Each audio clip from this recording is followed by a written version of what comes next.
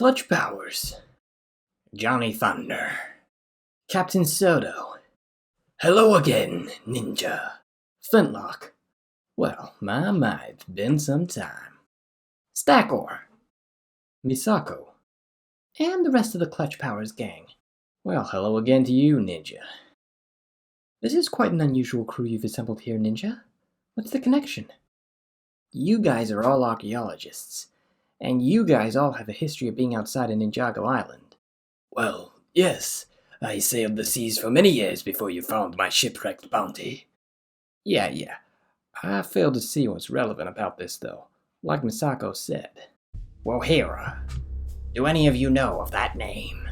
Only in legends. Oh yeah. Out on the high seas, I heard that name floating around sometimes. Wohira. Ain't that giant sea monster some ancient tribes worshipped? A sea monster? We were led to believe it was a storm. Aye, a storm goddess. I've heard that one too. No. I've done my fair share of island hopping, and from what I picked up, it was definitely an alternate name for the Overlord. The Overlord? He used to be a dragon, you know. My father fought the Overlord when he was a dragon. If what you say is true, and there are tribes out there who worship him, this could turn very dangerous indeed. But the balance was restored and the Overlord destroyed for good. There's no way he can come back, right? Okay, clearly you're all missing the very important detail here. And what's that then? Everybody has different accounts of this Wohira from many different sources. And what if Wohira is a general term thrown about and used by a bunch of natives referring to very different things, real or fake? Pythor said Wohira was a storm goddess. That has to rule out the Overlord. That could make sense. Jay is not in danger after all. But Pythor said he read it in a spellbook. Wohira might be a name thrown around for a whole bunch of different things.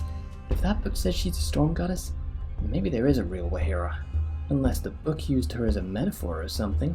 Our ancestors used to worship Wohira. They would travel to islands for rituals and ceremonies, centuries before they left Ninjago for good. So this native's just preparing for a ritual or something?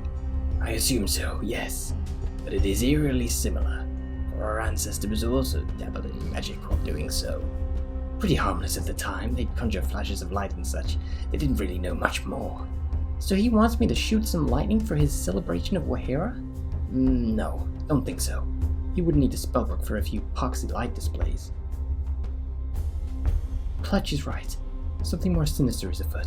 And if Pythor hadn't found that book, this guy would have never wanted Jay in the first place. Well, instead of standing around and talking, why don't you go to the island and take him by surprise? You mean you want to take Jay right to that guy?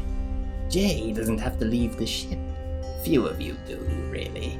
Half can man the ship to prepare for a getaway while the other half gets that spellbook. Well, I like the sound of that.